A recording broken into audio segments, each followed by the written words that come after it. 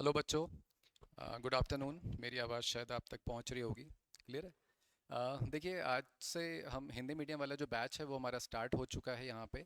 और जो ऑनलाइन वाले बच्चे हैं उनके लिए ये जो लेक्चर मैं आज डिलीवर कर रहा हूँ ये आपकी क्लास ट्वेल्थ का जो हम लेक्चर लेके चलेंगे उसमें आज जो मैं लेकर आया हूँ वो वेटेज वाले सारे टॉपिक हैं, और राव करियर इंस्टीट्यूट की तरफ से हम ये सारे लेक्चर लेकर आएंगे।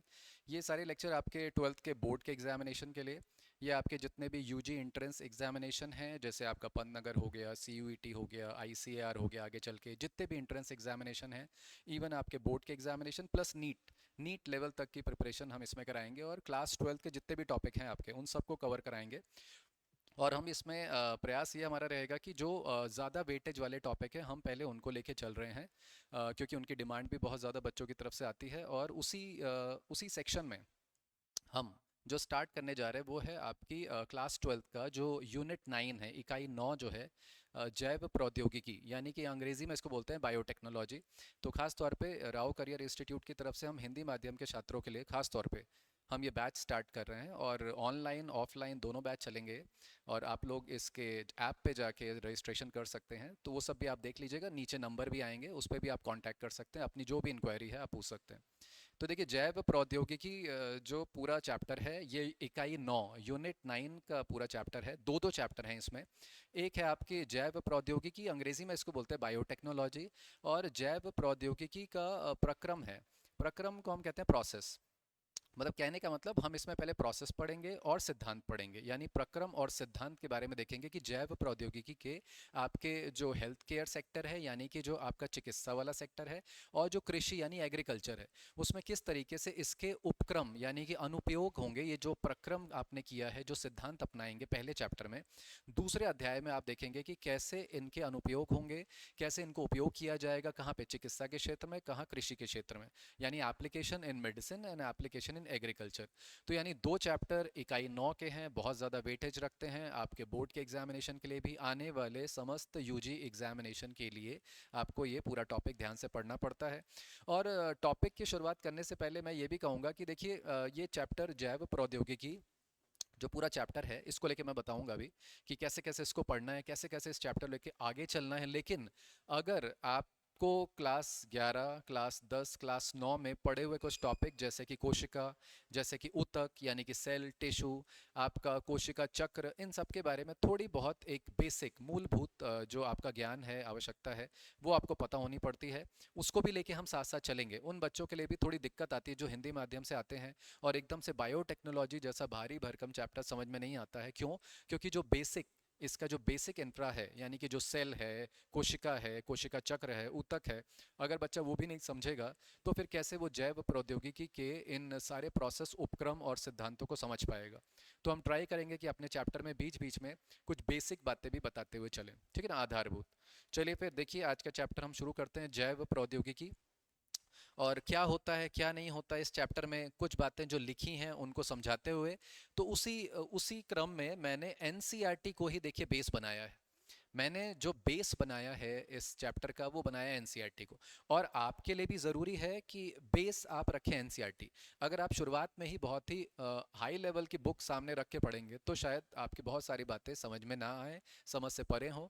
तो कहने का मतलब है कि बेस रेफरेंस बुक आपको एनसीईआरटी रखनी पड़ेगी। हाँ, जो टीचर समझा रहा है, चाहे वो मैं हूँ चाहे कोई और है, आपको उनकी बातों को समझना पड़ेगा कि वो समझाने के पर्पस के दौरान, यानी समझाने के दौरान वो थोड़ा सा बियॉन्ड, थोड़ा सा बाहर भी जा सकते हैं एनसीईआरटी के। लेकिन हम पूरा प्रयास करेंगे कि एनसीईआरटी की हर एक लाइनों को समझाया जाए। इसीलिए मैं एनसीईआरटी के आपके इस चैप्टर के कुछ पेजेस सामने लेकर आया हूँ।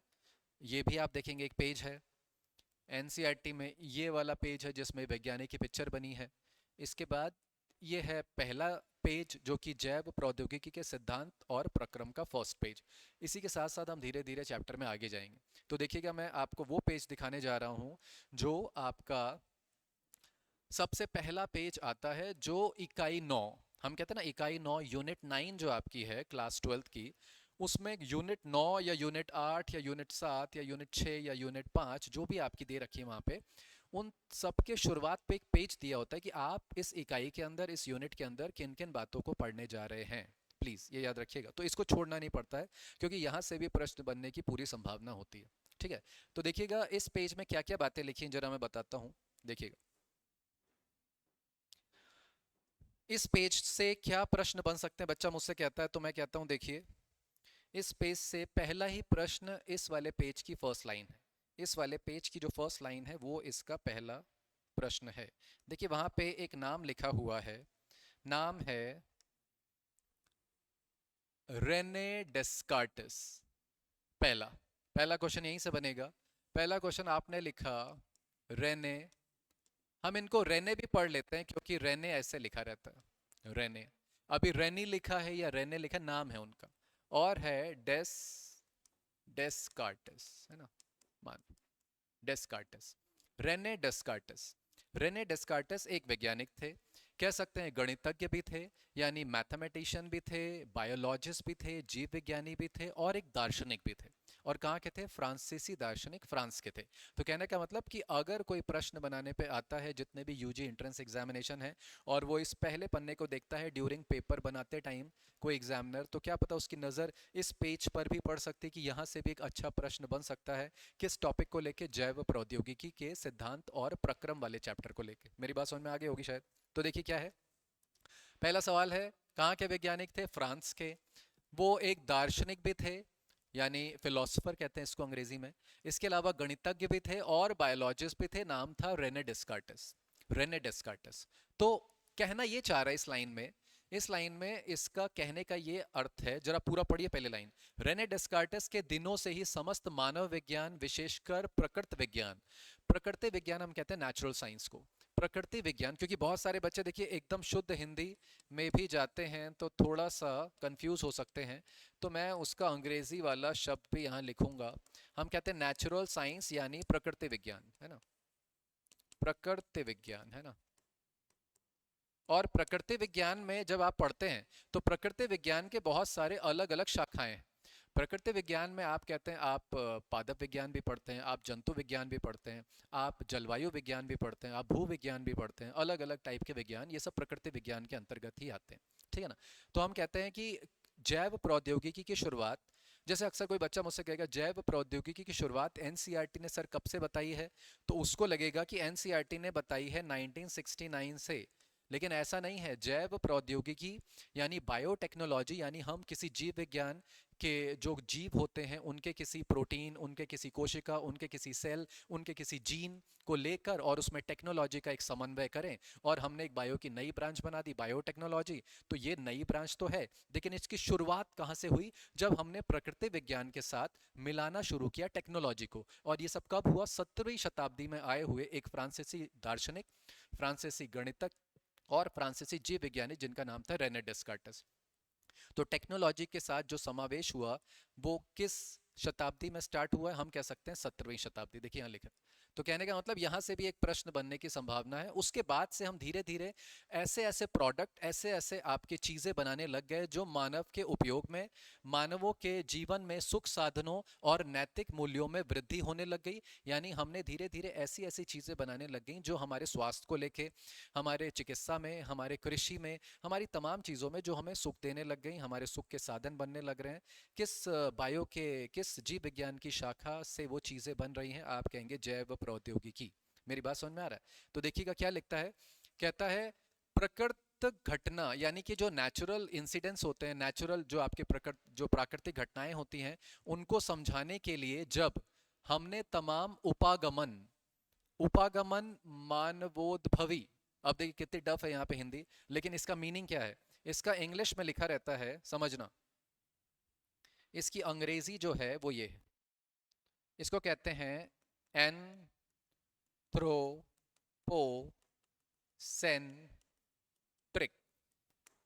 ये मैंने किसका अनुवाद किया है? मानवोद्भवी, एंथ्रोपोसेंट्रिक। क्योंकि मानव के लिए एक टर्म आता है जिसको बोलते हैं एंथ्रोपो, मानव विज्ञान, एंथ्रोपो सेंट्रिक मतलब मेरा दृष्टिकोण, मैं एक मानव हूँ, हम एक मानव हैं, तो हमारा किसी चीज़ को लेके क्या दृष्टिकोण होता है, हम उस चीज़ को कैसे देखेंगे, उस चीज़ के हमारे जीवन में क्या लाभ हैं। हमने उस चीज़ के साथ, मान लीजिए हमने एक बैक्टीरिया ले लिया, बैक्टीरिया का एक जीन ले लिया, उसका कोई प्रोटीन ले लिया, और हमने टेक्नोलॉजी का समावेश करा के उससे अपने फ़ायदे के लिए कोई चीज़ बना दी, तो ये क्या हो गई, बायोटेक्नोलॉजी या जैव प्रौद्योगिकी। मेरी बात समझ में आ रही है? तो कहने का मतलब, ये सारी चीज़ें कब हुई, जब हमने एंथ्रोपोसेंट्रिक या मानवोद्भवी उपागमन करने शुरू किए, यानी अप्रोच। उपागमन की अंग्रेजी होती है अप्रोच, यानी मेरी एक मानव केंद्रित दृष्टिकोण या मानव केंद्रित अप्रोच है इन सारी चीज़ों को लेके, जिसके साथ मैंने टेक्नोलॉजी का यानी प्रौद्योगिकी का समावेश करा के मानव के सुख साधन या उसके फायदे के लिए चीज़ें बनाना शुरू किया। और इसी बायो की शाखा को हम क्या बुलाते हैं, जैव प्रौद्योगिकी। मेरी बात शायद समझ गए होंगे आप। इन्हीं लाइनों को ये चीज़ बताई जा रही। फिर कहता है भौतिकी यानी कि फिजिक्स, रसायन विज्ञान यानी केमिस्ट्री। भौतिकी और फिजिक्स ने अभियांत्रिकी, प्रौद्योगिकी, औद्योगिकी को जन्म दिया है। जाहिर सी बात है, हम जो जो अपने चारों तरफ की टेक्नोलॉजी देख रहे हैं, इसमें फिजिक्स केमिस्ट्री का योगदान है, लेकिन उसमें बायो को भी अगर हम मिला दें तो हमारी एक नई बायो की शाखा बन जाती है, जिसको बोलते हैं जैव प्रौद्योगिकी। क्लियर है कि नहीं? इन सभी ने मिलकर मानव सुविधाओं तथा उनके कल्याण के लिए कार्य किए हैं। जैव वैज्ञानिक संसार का मुख्य उपयोग खाद्य के स्रोत के रूप में हो रहा है, मतलब खाद्य उत्पादन, फूड प्रोडक्शन। हम अपने कृषि में देखते हैं तो फूड प्रोडक्शन को हम यानी खाद्य उत्पादन को हम बढ़ाना चाहते हैं। एक बढ़ती हुई जनसंख्या के साथ साथ खाद्य उत्पादन को बढ़ाना हमारी जरूरत बन गई है आजकल की। तो क्यों ना इसमें हम जैव प्रौद्योगिकी के नए नए उपक्रम और इनके अनुप्रयोग को अगर मिला दिया जाए, तो हम मानव के विकास को और ज्यादा बढ़ा सकते हैं। मानव के सुख साधन से संबंधित जो भी संसाधन है उनको इंक्रीज करा सकते हैं, उनको बढ़ा सकते हैं, विद हेल्प ऑफ किसके उपयोग से, जैव प्रौद्योगिकी। यही कहा जा रहा है यहाँ पे। अच्छा, जैव प्रौद्योगिकी ने 20वीं शताब्दी में, 20वीं शताब्दी का अर्थ यहाँ कहा जा रहा है, जैसे मान लीजिए 1930, 1920, 1980, आप समझ रहे हैं, यानी 1910, 1920, 1930 से लेकर 1980, 1990 तक की बातें चल रही हैं।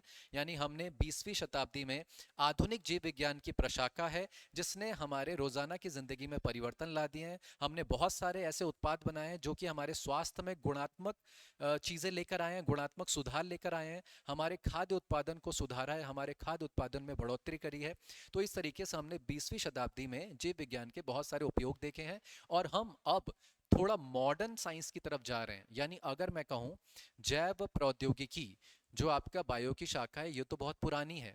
हम कहते हैं इसको परंपरागत जैव प्रौद्योगिकी, अंग्रेजी में कहते हैं ट्रेडिशनल बायोटेक्नोलॉजी, पुरानी बायोटेक्नोलॉजी, जिसमें हम तरह तरह के जो अल्कोहलिक ड्रिंक होते हैं, जैसे मैं कहूँ शराब, वो बनाने की विधि, जैसे बियर हो गई, वाइन हो गई, इन सबको बनाने की विधि जो है, ये परंपरागत जैव प्रौद्योगिकी टेक्निक में आती हैं। लेकिन अगर हम आज के टाइम पे मॉडर्न बायोटेक्नोलॉजी यानी कि आधुनिक जैव प्रौद्योगिकी की बात करें, तो इसमें जो एक तकनीक आती है जो आपके सिलेबस में, उसका नाम है पुनर्योगज डीएनए टेक्नोलॉजी, यानी पुनर्योगज या पुनर्संयोजक डीएनए प्रौद्योगिकी, या इसको अंग्रेजी में कहते हैं रिकॉम्बिनेंट डीएनए टेक्नोलॉजी। यानी कि डीएनए को, जीन को एक भाग से कट करके किसी और जगह पे लगाना, और वहां पे वो कैसा कार्य कर रहा है, क्या प्रोटीन बना रहा है, ये देखना।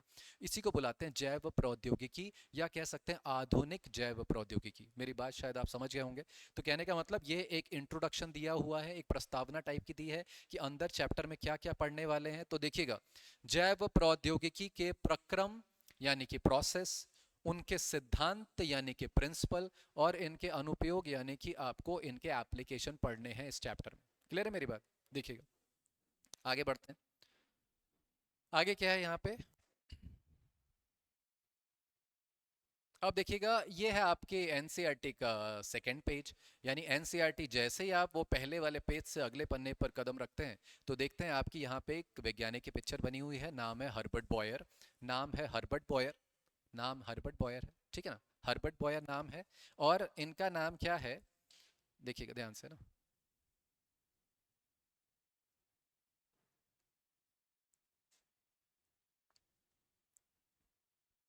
बहुत इंपॉर्टेंट नाम है, हर्बर्ट बॉयर, ठीक है ना। अब यहाँ पे देखिए, इनका जन्म वाला लिखा है, लेकिन हमें इससे कोई मतलब नहीं है। इनके जो कार्य करने का समय काल लिखा है, जब इन्होंने रिसर्च करी है, वो लिखा है 66 और 69। ये देखिए, यहाँ से प्रश्न बनते हैं, तो यहाँ से हमें प्रश्न बनाने पड़ेंगे, और बहुत सारे प्रश्न यहाँ पे। और वैज्ञानिक की जो चित्र है, जो पिक्चर है, वो तो एक है, लेकिन एक और वैज्ञानिक का नाम यहाँ पे लिखा है, नाम है स्टैनले कोहन। तो आपको देखिए इस पेज से भी आपके दो सवाल बन सकते हैं, दो सवाल यहाँ से बन सकते हैं, और उनके जो भी कंट्रीब्यूशन है, उनके जो भी योगदान है आपके जीव विज्ञान या जैव प्रौद्योगिकी के क्षेत्र में, वो यहाँ पे लिखे गए।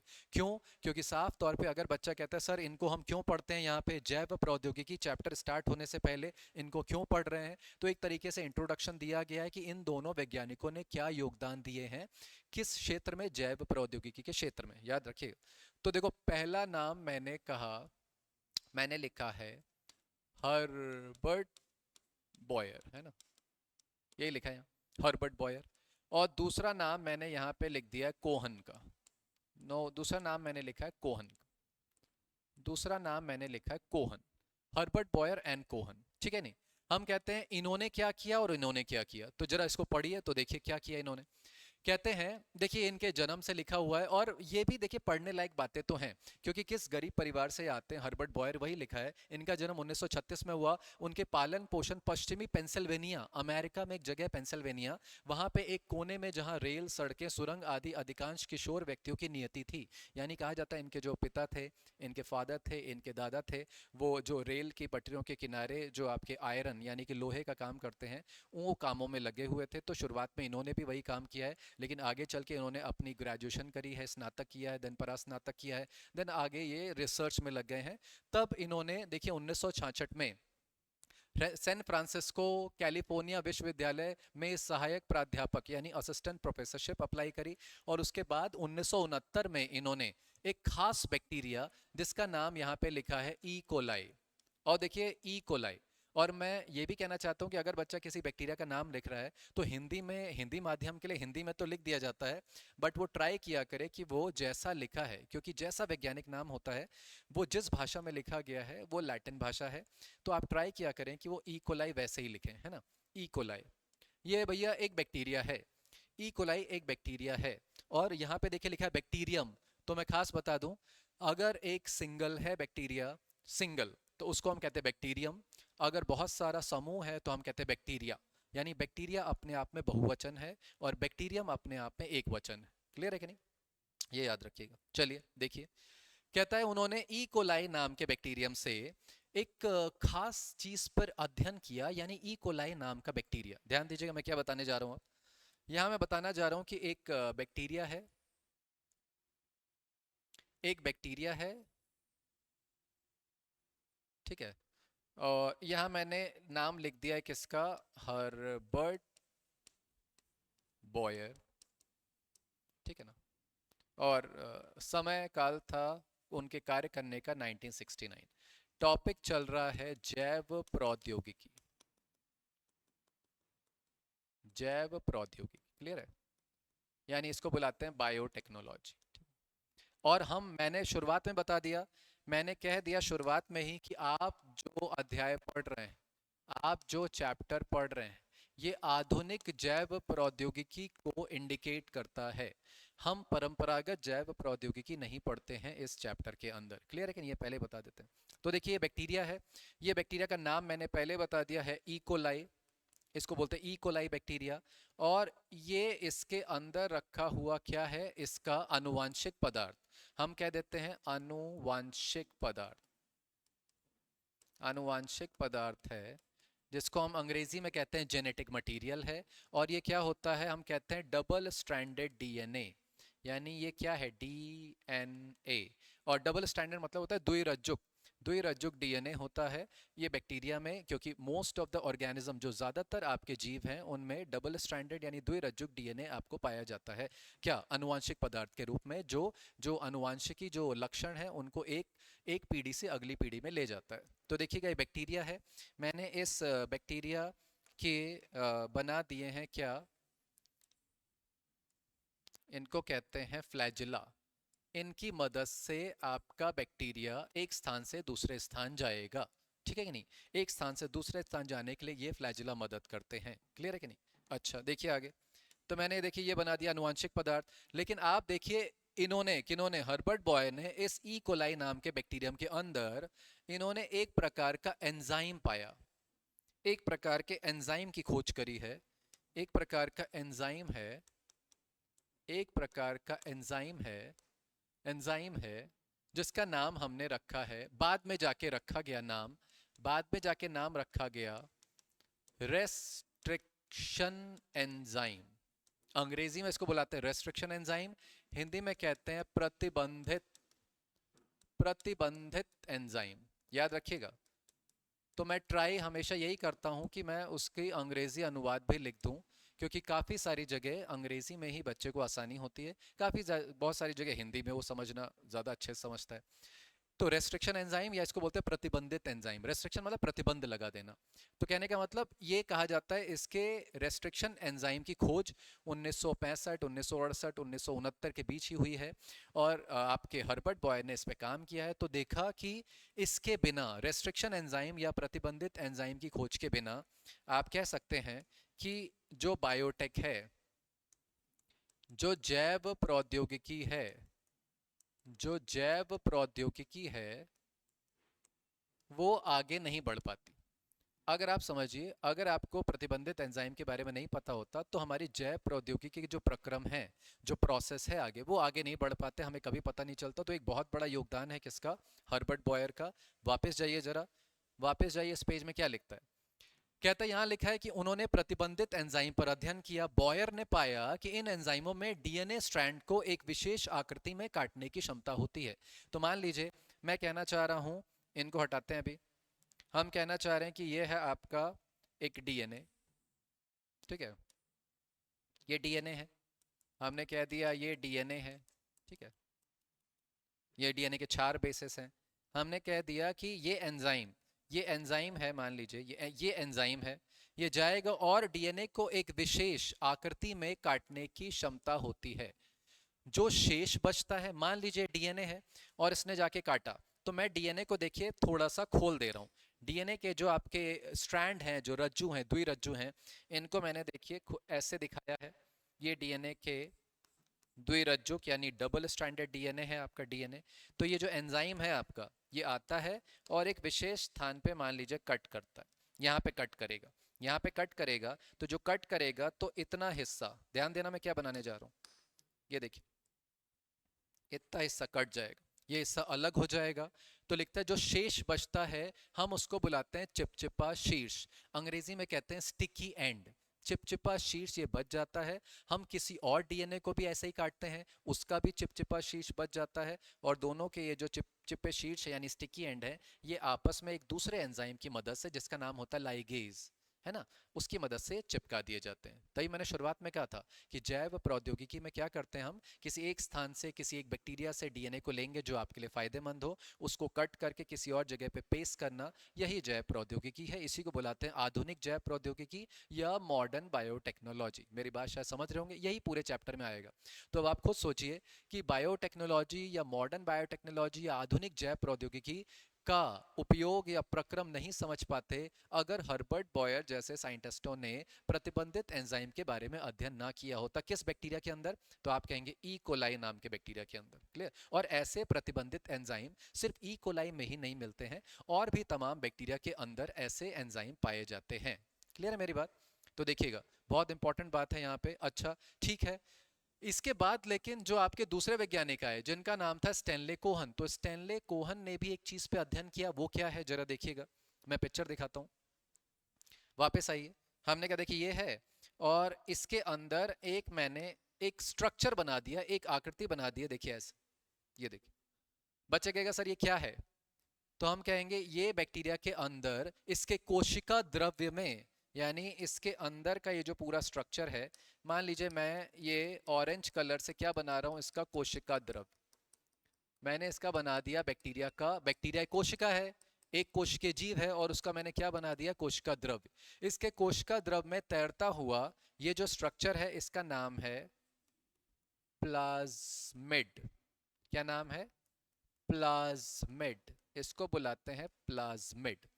तो यानी स्टैनले कोहन, जो कि स्टैनफोर्ड स्टैनफोर्ड अमेरिका में एक जगह है, स्टैनफोर्ड अमेरिका में एक द्वीप समूह, हवाई द्वीप समूह, और वहाँ पे स्टैनफोर्ड के एक वैज्ञानिक हैं जिनका नाम था स्टैनले कोहन। उन्होंने किस बायो के किस फील्ड पे कार्य किया? उन्होंने ई कोलाई के अंदर मौजूद कुछ प्लाज्मिड जैसी संरचनाओं पर अध्ययन किया है। और ये प्लाज्मिड क्या होते हैं, जरा आप जाइए वापस उस पेज पे।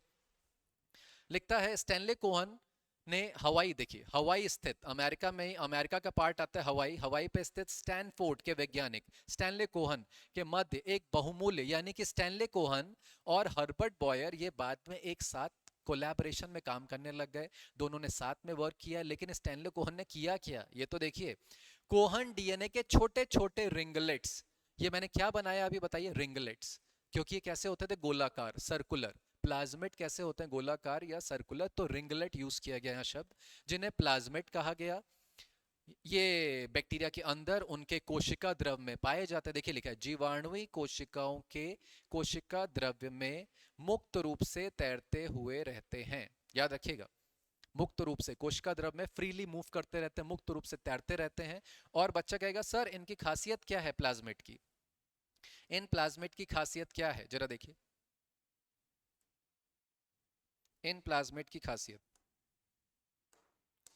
मैंने कहा ये एक्स्ट्रा क्रोमोसोमल जेनेटिक मटेरियल, यानी कि ये अतिरिक्त बैक्टीरिया में मौजूद अतिरिक्त आनुवांशिक पदार्थ हैं।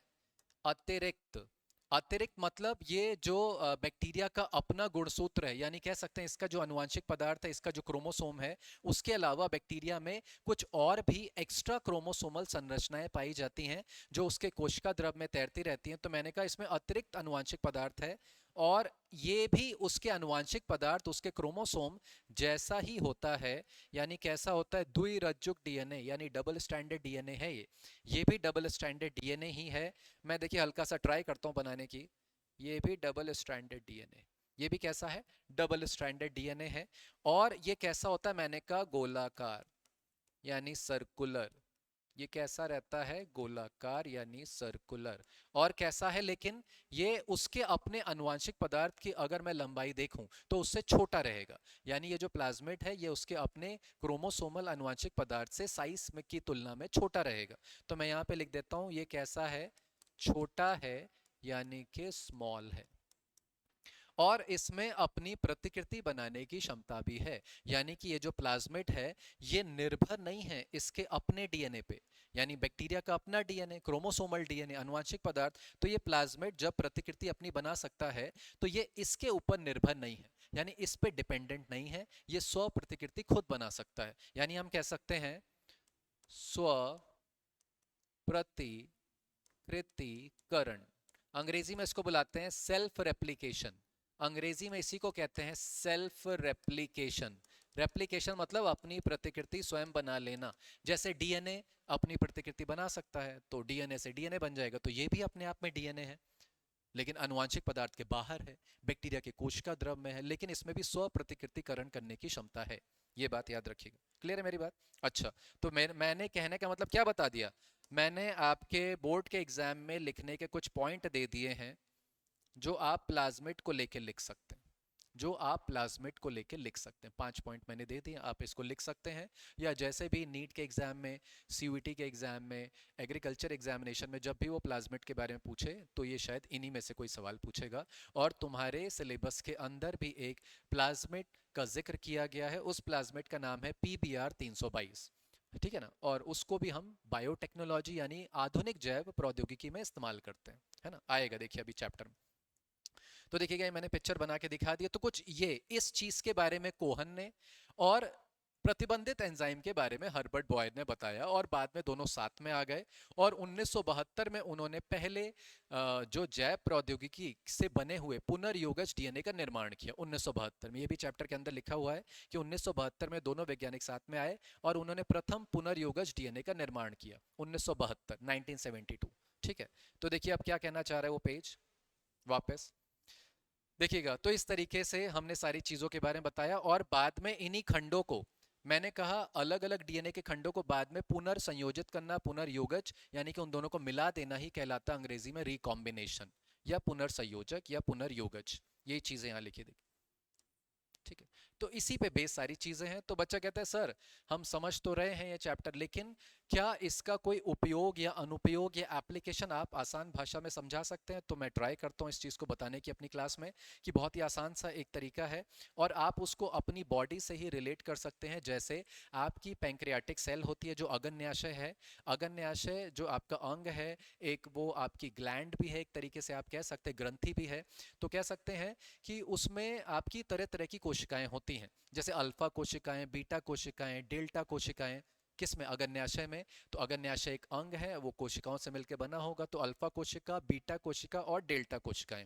अल्फा कोशिका सिक्रीट करती हैं, स्त्रावित करती हैं एक हार्मोन जिसका नाम है ग्लूकागॉन, जबकि बीटा कोशिकाएं स्त्रावित करती हैं एक हार्मोन जिसका नाम है इंसुलिन। आपने सुना होगा ये नाम। तो इंसुलिन क्या करता है? जो आपके रक्त में शर्करा की मात्रा होती है उसको संतुलित करता है, यानी कम करेगा, और जो ग्लूकागॉन है वो आपके रक्त में शर्करा की मात्रा को बढ़ाता है।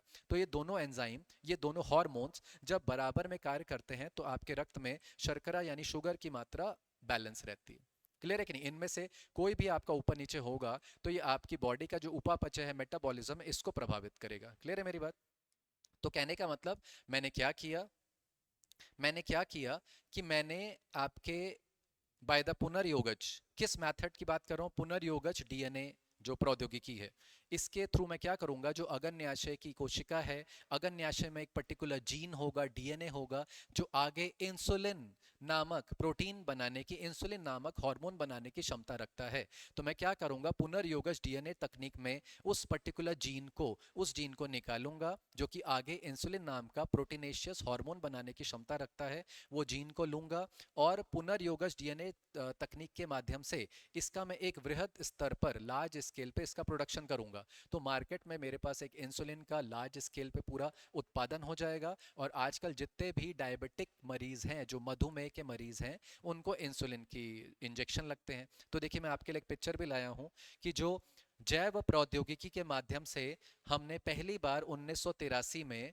ह्यूमन बॉडी की सेल से निकाल के, ह्यूमन बॉडी के जीन से निकाल के एक इंसुलिन बनाया था, जो किस तरीके से बनाया था, किस तकनीक से बनाया था? हम कहेंगे आधुनिक जैव प्रौद्योगिकी या पुनर्योगज डीएनए प्रौद्योगिकी या आरडीएनए टेक्निक, या अंग्रेजी में इसको बुलाते हैं रिकॉम्बिनेंट डीएनए टेक्नोलॉजी, है ना? जो सारे नाम मैंने लिए सब एक ही हैं। ये देखिए, ये है वो इंसुलिन। और ह्यूमन बॉडी का जीन, ह्यूमन बॉडी की सेल से ही ये बनाया गया आगे चल के पुनर्योगज डीएनए तकनीक के माध्यम से। तो इसका नाम रखा गया ह्यूमुलिन। ह्यूमो से नाम आ गया ह्यूमन, ह्यूमन से नाम आ गया ह्यूमो, और इंसुलिन से नाम आ गया लिन। तो हमने इसका नाम रखा ह्यूम्यूलिन, है ना? ह्यूम्यूलिन एन एन ह्यूम्यूलिन आर, ऐसे करके बनाए गए थे। और इसको बनाने वाली, देखिए मैंने शायद जो पिक्चर यहाँ पे लगाई है, उस पिक्चर में उस कंपनी का भी नाम है जो तुम्हारी एनसीईआरटी ने मेंशन कर रखा है, एनसीईआरटी ने उल्लेख किया है उसका नाम, और कंपनी का नाम है Eli Lilly, Eli Lilly company. 1983 आपके में लिखा है, लेकिन आप कहीं पे गूगल में सर्च करते हैं या उस कंपनी की वेबसाइट पे जाते हैं तो 1983 84 का नाम लिखा रहता है। तो देखिए लिली लिखा है, ठीक है ना? ये कंपनी, ये है ह्यूमन इंसुलिन। क्लियर है कि नहीं? तो ये मधुमेह के रोगियों के लिए बहुत ज़्यादा काम आती है। तो इस तरीके से आप बताइए, चिकित्सा के क्षेत्र में आप जैव प्रौद्योगिकी यानी बायोटेक्नोलॉजी का इस्तेमाल कर रहे हैं। इसी प्रकार से एग्रीकल्चर में भी करते हैं हम। तो बहुत सारे इसके क्या है, अनुप्रयोग या एप्लीकेशन। एक और पिक्चर देखिए मैं इंसुलिन की लेकर आया हूँ, ये देखिए लिखा भी है, और ये देखिए लिखा है पुनर्संयोजक डीएनए प्रौद्योगिकी या पुनर्संयोजक डीएनए तकनीक। तो हम इसको अंग्रेजी में भी लिख देते हैं। पुनर्संयोजक को हम कहते हैं रिकॉम्बिनेंट, रिकॉम्बिनेंट यानी किसी डीएनए को, दो अलग अलग किस्म के डीएनए को आपस में जोड़ा जाना, बताएंगे वो आगे कैसे कैसे होगा। पुनर्संयोजक मतलब रिकॉम्बिनेंट, डीएनए को डीएनए ही लिख देते हैं, और तकनीक, तकनीक के लिए आ जाता है टेक्नोलॉजी, इसी को शॉर्ट में हम बुलाते हैं RDT। क्लियर है कि नहीं? पुनर्योगज डीएनए तकनीक। क्लियर है मेरी बात? पुनर्योगज डीएनए तकनीक, याद रखिए।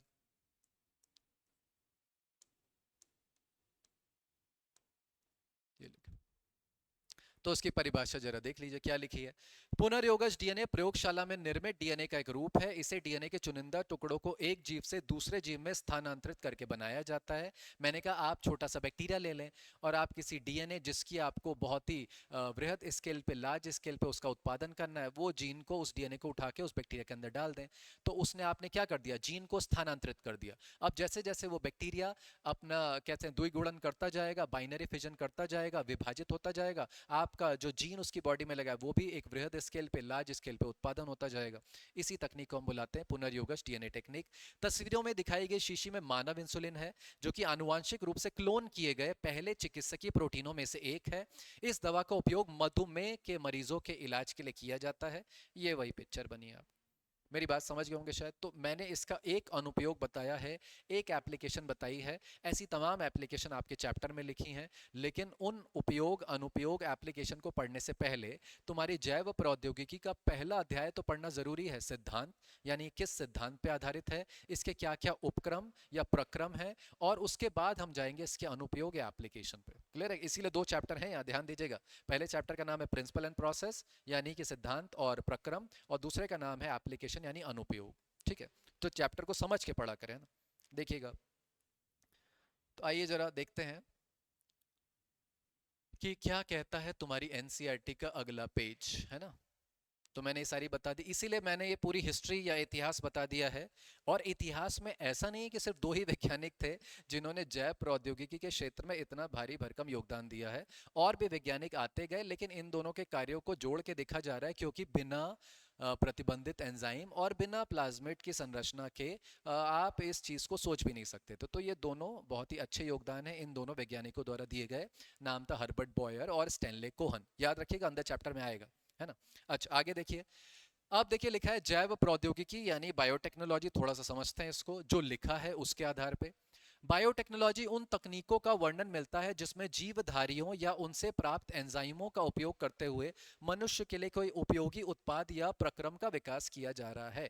यानी मैं शुद्ध भाषा में कहता हूं कि बायोटेक्नोलॉजी क्या है, तो आप कहते हैं किसी जीव से या उसके किसी जीन से, उसके किसी प्रोटीन से, उसके किसी एंजाइम से, या उसके किसी कोशिका से, उसके किसी ऊतक से आप कोई ऐसी चीज बना रहे जो मानव के लिए उपयोगी हो, तो हम इसमें टेक्नोलॉजी का समावेश करा देते हैं। तो ये बायो की एक शाखा क्या कहलाती है, जैव प्रौद्योगिकी यानी बायोटेक्नोलॉजी। कहता है जैसे डबल रोटी, अब देखिए, डबल रोटी शराब यानी अल्कोहलिक ड्रिंक हो गई। आप इनका आपने आपने सुना होगा जो एक तकनीक होती है, हम कहते हैं फर्मेंटेशन। फर्मेंटेशन मेथड आपने सुना होगा। इसमें आप सूक्ष्म जीवों का उपयोग करते हैं, आप बैक्टीरिया का उपयोग करते हैं, आप ईस्ट जैसे एक कवक का उपयोग करते हैं शराब बनाने में, डबल रोटी बनाने में। तो इस तरीके से मैं कहता हूँ ये भी किसी जीव को ले रहे हैं, उसके किसी पर्टिकुलर प्रोटीन को ले रहे हैं, एंजाइम को ले रहे हैं, और मानव के उपयोगी चीज़ें बना रहे हैं। लेकिन मैंने पहले ही यहाँ पे मेंशन कर दिया, उल्लेख कर दिया है क्या, कि तुम्हारा जो पूरा चैप्टर है वो आधुनिक बायोटेक पे आधारित है, ना कि परंपरागत। तो डबल रोटी का बनना, शराब का बनना, ये सब परंपरागत विधियों में आता है। यानी ये बहुत टाइम से चली आ रही हैं जो विधियां, लेकिन हम आधुनिक विधि जब पढ़ते हैं तो हम नाम लेते हैं किसका, पुनर्संयोजक डीएनए टेक्निक। ये आधुनिक विधि है, याद रखिएगा। अच्छा, कहता है ये सब तो ठीक है, हमारे सूक्ष्म जीवों द्वारा बनाए जाते हैं। कहता है कि यह भी एक प्रकार से जैव प्रौद्योगिकी का परिणाम है। बिल्कुल सही बात है, लेकिन वो कौन सी वाली है, परंपरागत, ट्रेडिशनल बायोटेक्नोलॉजी। लेकिन वर्तमान समय में, अब कौन सा समय आ गया, वर्तमान। हमने वर्तमान के लिए यहां लिख दिया है अंग्रेजी, मॉडर्न टाइम, प्रेजेंट टाइम।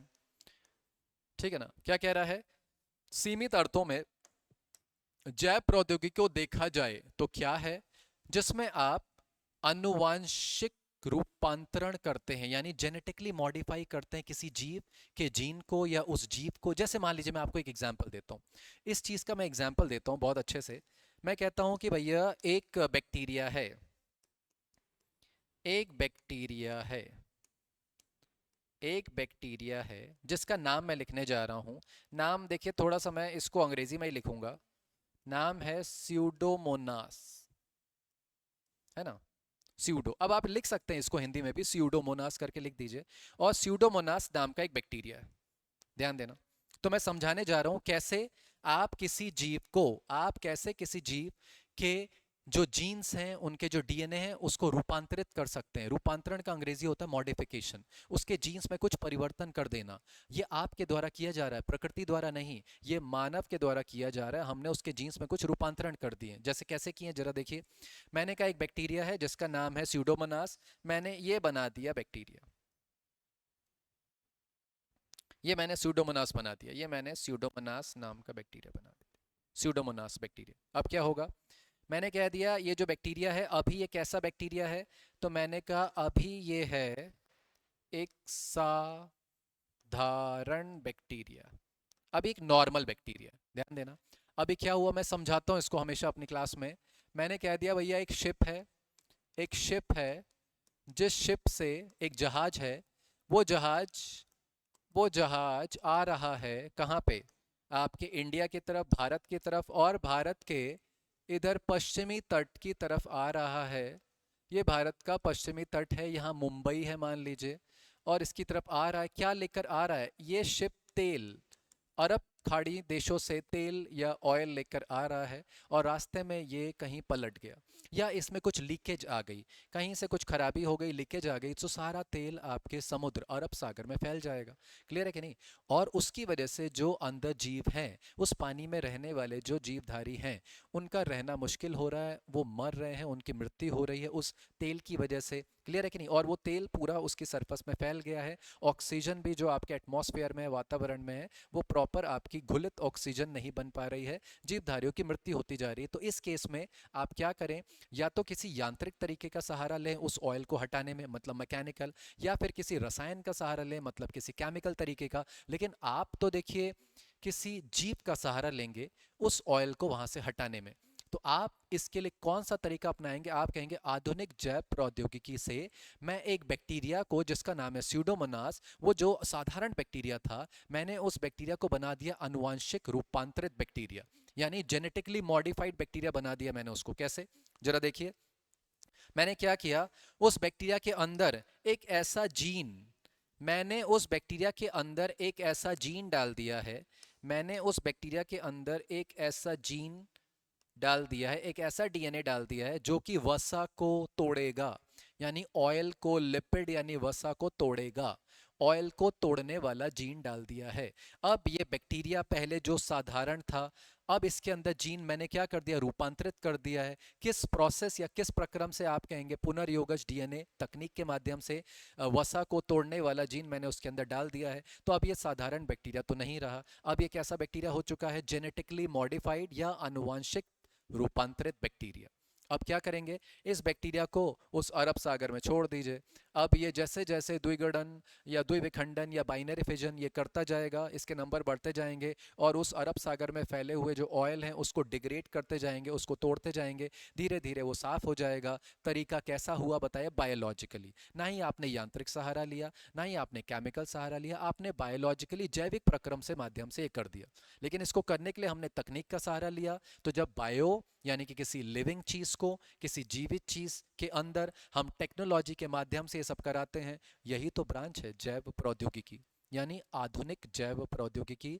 अंग्रेजी में कहते हैं मॉडर्न बायोटेक, या जो मैंने नाम लिखा क्या, पुनर्योगज डीएनए तकनीक या रिकॉम्बिनेंट डीएनए टेक्नोलॉजी। शायद मेरी बात समझ गए होंगे, कहाँ अंग्रेजी का उपयोग करना है, कहाँ हिंदी में समझना है, हिंदी माध्यम वाले बच्चों के लिए। क्लियर है कि नहीं।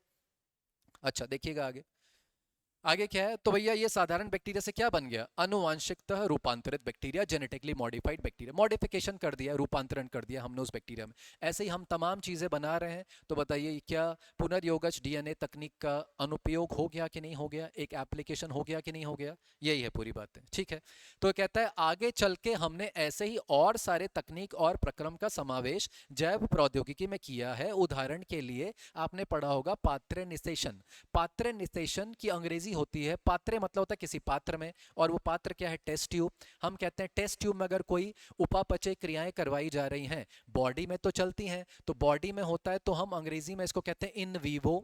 अगर ये प्रक्रिया जो बॉडी में ना होके हम किसी लेबोरेटरी में, किसी आर्टिफिशियल यानी कि किसी कृत्रिम लैब के अंदर ये सब चीजें करवा रहे हैं, टेस्ट ट्यूब में करवा रहे हैं, तो इसको कहते हैं पात्रे। यानी इसके लिए टर्म होता है इन विट्रो। देखिए लिखा है यहाँ इन विट्रो। अगर मैं कहूँ इसका विपरीत क्या है, तो बॉडी में जो कोशिका के अंदर चीजें चल रही हैं उनके लिए आता है इन वीवो, और यही हम लेबोरेटरी में करवाएं, किसी लैब कंडीशन में करवाएं, किसी कृत्रिम चीज के अंदर करवाएं, जैसे पात्र में, जैसे टेस्ट ट्यूब में, तो इसके लिए टर्म आता है इन विट्रो। और निषेचन की अंग्रेजी होती है फर्टिलाइजेशन, यानी पात्र निषेचन किया जा रहा है, तो पात्र निषेचन करना या इन विट्रो फर्टिलाइजेशन भी मॉडर्न बायोटेक की ही देन है, मॉडर्न बायोटेक के अनुप्रयोग या प्रक्रम है। मॉडर्न बायोटेक मतलब आधुनिक जैव प्रौद्योगिकी। मेरी बात शायद समझ गए होंगे। जैसे लिखा है परख नली शिशु, बोलते टेस्ट ट्यूब बेबी। आप लोग भी परख नली शिशु शायद नहीं बोलते होंगे, इतनी बांधने वाले बच्चे परख नली शिशु नहीं बोलते हैं, आप बुलाते हैं टेस्ट ट्यूब बेबी। क्लियर है कि नहीं? क्योंकि हम टेस्ट ट्यूब के अंदर ही क्या करवा रहे हैं, फर्टिलाइजेशन यानी निषेचन की प्रक्रिया। क्लियर है? अच्छा, तो देखिए अब यहां से सवाल कैसा बनेगा, नीट या आपके यूजी एंट्रेंस पूछेंगे, बताइए मॉडर्न बायोटेक यानी आधुनिक जैव प्रौद्योगिकी के चार प्रमुख उपयोग। चार प्रमुख उपयोग जो इस पेज में दिए हैं, ध्यान दीजिएगा। वो चार क्या है? पहला मैंने लिख दिया पात्र निषेचन, पात्र निषेचन। दूसरा मैंने क्या लिखा? दूसरा लिखा है जीन का संश्लेषण, यानी मैं किसी नए जीन, नए डीएनए, नए किसी जीन का संश्लेषण या सिंथेसिस कर रहा हूं बाय द हेल्प ऑफ पुनर्योगश डीएनए टेक्निक या with the help of modern biotechnology. मेरी बात शायद समझ रहे हूँ। तो ये हो गया सेकंड, किसी नए जीन का संश्लेषण। तीसरा, डीएनए टीका का निर्माण, है ना? तो इसके लिए बताना चाहूंगा, अभी मैंने थोड़े दिन पहले एक लेक्चर लिया था कि आपके रशिया ने कैंसर की एक वैक्सीन यानी टीकाकरण जो होता है वैक्सीनेशन, तो टीका विकसित कर दिया है किसके लिए? कैंसर के लिए। तो बहुत ही आधुनिक ये खोज है, रशिया ने किया है, रूस ने किया है, और अब इसके ट्रायल भी हो चुके हैं, कुछ व्यक्तियों पे इसके ट्रायल भी हो चुके हैं, मतलब टेस्टिंग हो चुकी है। अब ये मार्केट में आएगा तो देखते हैं कितने प्रतिशत कैंसर को ये क्योर कर पाता है, उसको ठीक कर पाता है, ये आगे देखने वाला विषय होगा। लेकिन ये जो वैक्सीन या टीका बनाया गया है ये आपके आरएनए से बनाया गया। आपने सुना होगा एक होता है एमआरएनए, एमआरएनए, ये एमआरएनए तकनीक द्वारा बनाया गया है, एमआरएनए तकनीक द्वारा बनाया गया। तो अब बताइए, ऐसे ही डीएनए टीका यानी डीएनए वैक्सीन का भी निर्माण चल रहा है। किस प्रक्रिया के द्वारा, किस प्रक्रम के द्वारा? जैव प्रौद्योगिकी। कौन सी जैव प्रौद्योगिकी? आधुनिक जैव प्रौद्योगिकी। क्लियर? तीसरा पॉइंट। और चौथा दिया है दोषयुक्त जीन का सुधार, यानी किसी की बॉडी में अगर कोई जीन है जो कि अच्छा अपना फंक्शन या कार्य नहीं कर पा रहा है, तो उसके लिए कहा गया दोष युक्त जीन, नॉन फंक्शनल जीन, दोष युक्त जीन जो अपना कार्य नहीं कर पा रहा है, वो जीन आगे चल के प्रोटीन जो बनाना चाहिए था वो नहीं बना पा रहा है, यानी उसको बनाने में सक्षम नहीं, हम कहेंगे दोष युक्त जीन। तो उसको हमें क्या करवा देना है, वहां से निकाल के उसकी जगह जो सही कार्य करने वाला जीन है उसको लगा देना है बॉडी में। तो ये क्या हो गया? दोष युक्त जीन में सुधार या उसको चेंज करवा देना। और इसी के लिए आप अपने चैप्टर में पढ़ेंगे जीन थेरेपी, वहां पे एक प्रक्रम दिया हुआ है जीन थेरेपी। कौन से वाले चैप्टर में? जैव प्रौद्योगिकी के सेकंड वाले चैप्टर में, अनुप्रयोग में, जीन थेरेपी। तो वो सब पढ़ते हैं। तो देखिए ये इसी जैव प्रौद्योगिकी के ही भाग है। चौथा, ये इसी के ही भाग हैं, याद रखिएगा। चार। तो आपको इस पेज से देखिए कितने सारे सवाल मिल गए हैं, इतने सारे सवाल मिल गए हैं, 1 2 3 4, चार सवाल यहाँ पे मिल गए आपको। क्लियर है कि नहीं? ये सब आधुनिक जैव प्रौद्योगिकी की क्या है? उपयोग है, अनुपयोग। अच्छा, और देखिए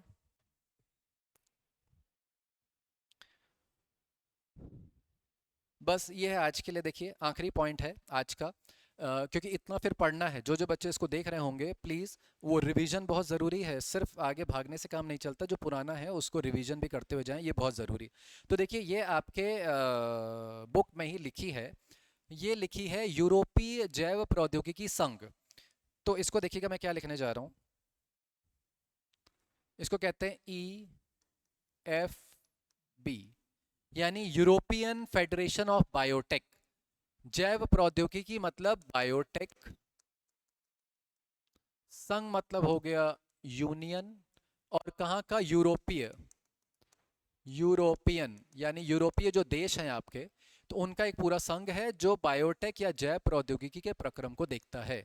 तो यहाँ पे जो परिभाषा लिखी है, यानी ये देखिए, ये मैंने लिखा है, ये मैंने लिखा है, ये EFB के हिसाब से डेफिनेशन है। ठीक है ना?